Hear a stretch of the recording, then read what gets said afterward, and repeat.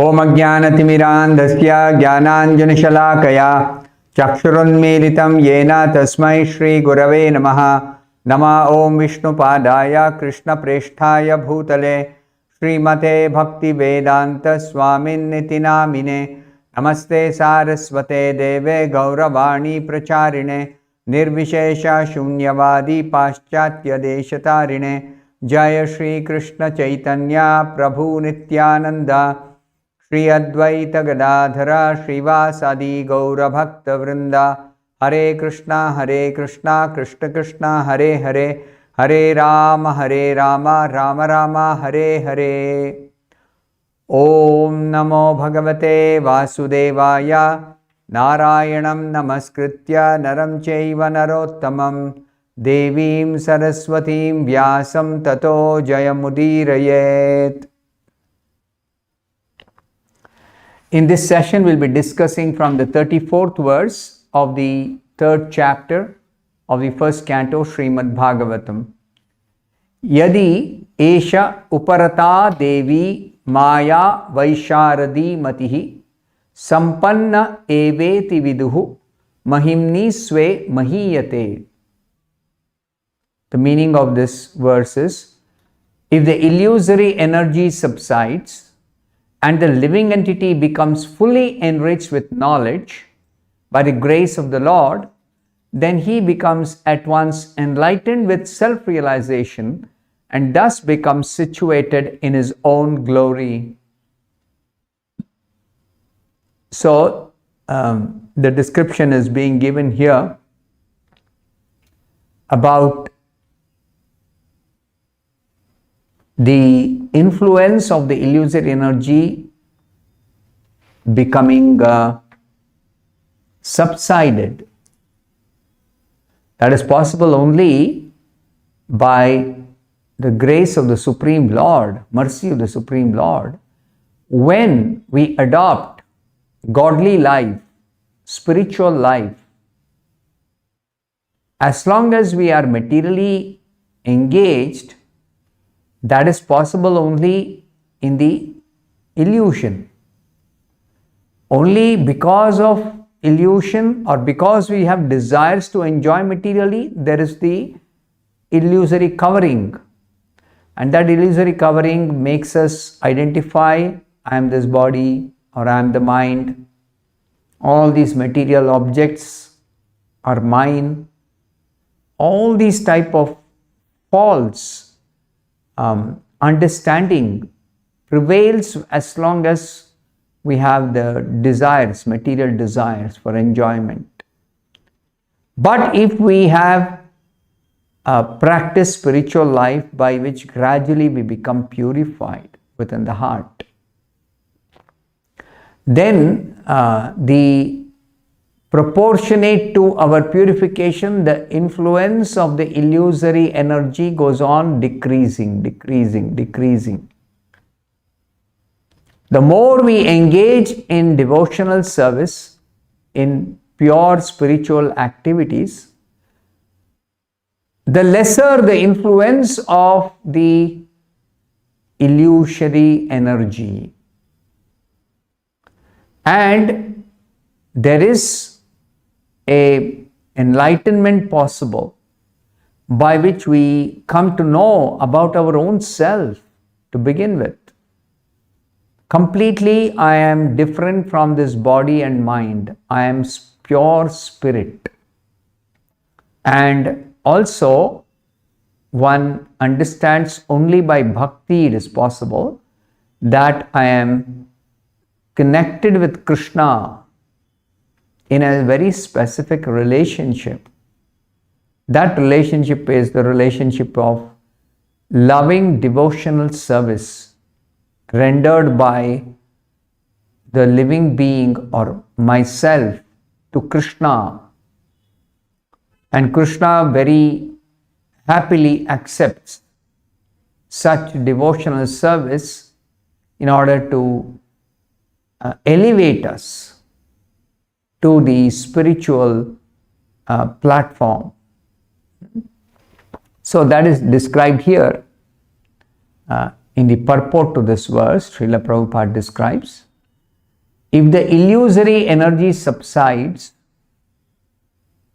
and the living entity becomes fully enriched with knowledge by the grace of the Lord,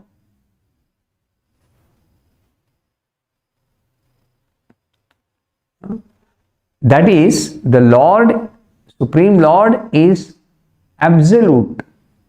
So His name, His qualities, His forms, His associates, His energies, all are identical with Him. His energy acts according to His omnipotency, all powerful. Same energy acts as His external, internal and marginal energies.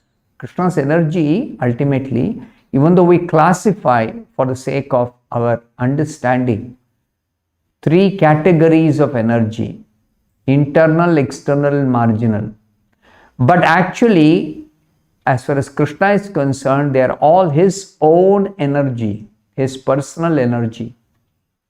And He can perform anything and everything through the agency of any one of the energies. For Him, all are the same. He can convert the external energy into internal energy by His own sweet will. So, this external energy, what is it doing in the material world? It is putting us into illusion, keeping us in illusion. But when the Supreme Lord orders the external energy to actually stop the effect of illusion, then the external energy will no longer produce any illusory effect. And that same energy will help us to make progress on the spiritual path towards self-realization.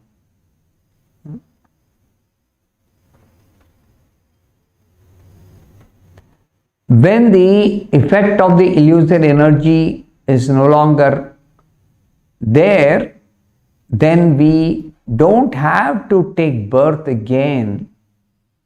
We don't have to take birth again in this world. And we will be led to eternal life in the spiritual atmosphere, in the spiritual world, eternal life. And that is naturally our destination in this in practicing Krishna consciousness. And we should always remember that each one of us has a very specific relationship with the Supreme Lord, and such relationship is natural for us. It is not something new we have to discover. It is actually very, very, very old relationship.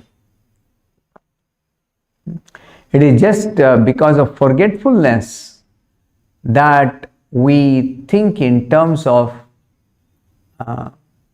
this body or the present situation, circumstances, and so many false desires, false aspirations, false enjoyments. Everything is simply spoiling our energy in this human form.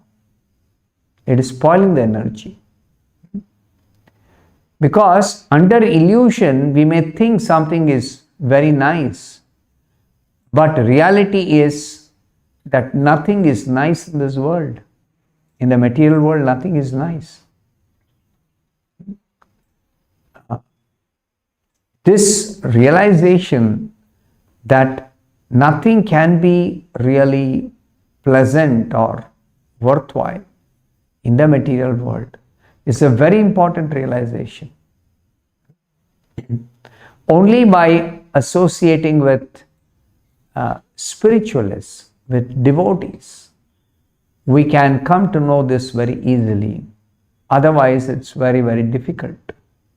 Merely reading some books or simply hearing some discourses without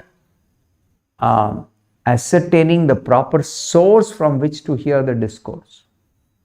So many people speak about Bhagavatam. They hold Bhagavat Saptaha, 7 days of some katha, some pastimes they will try to describe. But if the person who is describing or narrating the Bhagavatam, reciting the Bhagavatam, is a professional reciter. Professional reciter means he earns money by speaking Bhagavatam. And then what does he do with the money? That money is employed for his family maintenance. So such people are called professional reciters. Bhagavatam recitation or Bhagavatam speaking has become a profession for them. So they consider how to get crowds, how to entertain the audience, how to become popular, how to have good earning from such discourses. And this goes on and on and on. So many plans they make. Oh, I will buy a house, I will have a nice family, I'll have sufficient money to live comfortably, luxuriously, enjoy life. Then where is spirituality? Where is the possibility of becoming free from the clutches of illusion? Neither the professional reciter himself will be able to come out of illusion, nor can he help his audience who are hearing him speak the katha, nor can the audience benefit spiritually in any way. So therefore the warning is many times given by all the acharyas, by our spiritual master Srila Prabhupada also, that do not hear from a professional reciter. Do not hear from a professional reciter. It's very, very dangerous. It is, as described in the Hari Bhakti Vilas, one of the scriptures written by a disciple of Chaitanya Mahaprabhu by name Sanatan Goswami. He says, milk is very nourishing for the body, but milk touched by the lips of a serpent has poisonous effect. Instant death it could be. It's no longer will be nourishing. Such milk touched by the lips of a serpent, poisonous snake, will never be nourishing. Never. So we have to be very, very careful from what source we are hearing. If at all we try to hear Bhagavad Katha. Hearing Bhagavad Katha is recommended.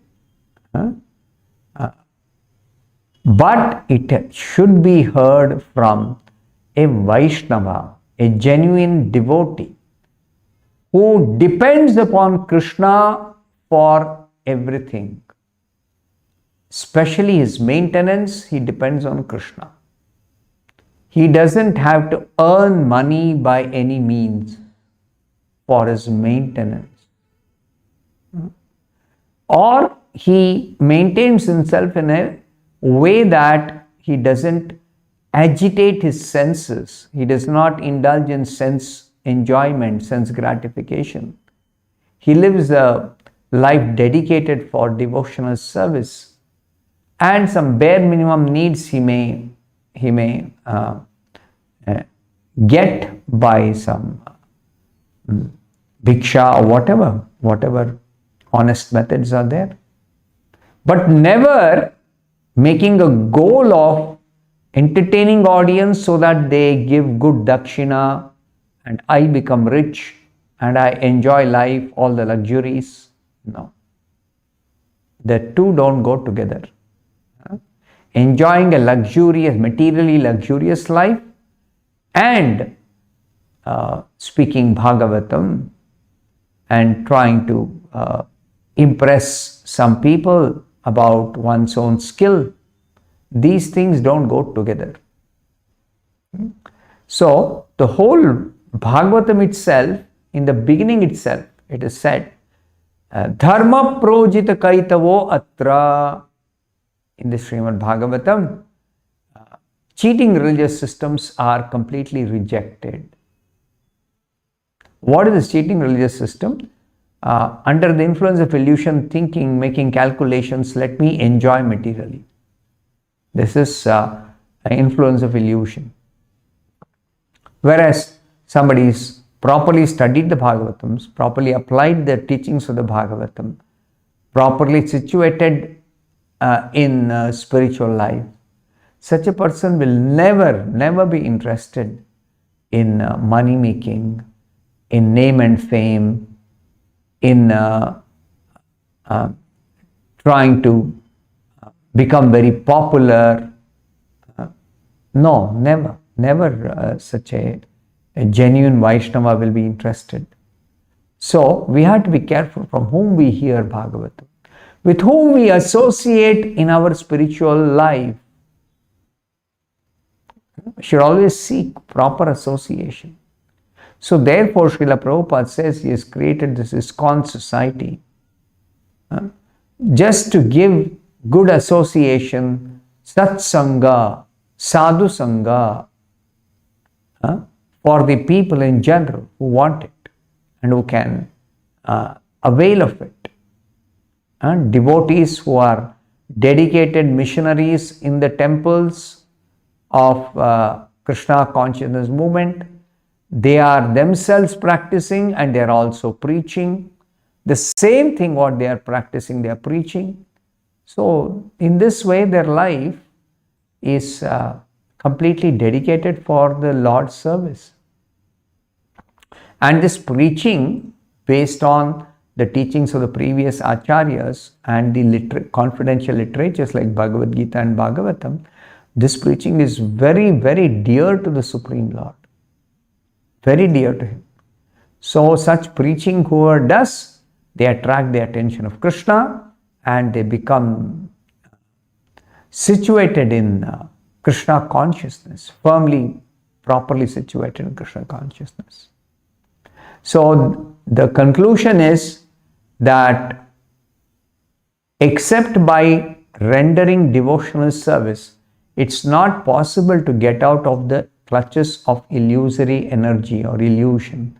It's never possible on our own, by our methods, by some other method. It's never possible.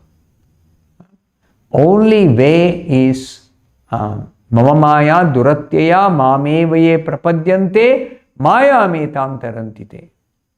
In the Bhagavad Gita, Krishna says, this material energy's influence is very, very difficult to overcome.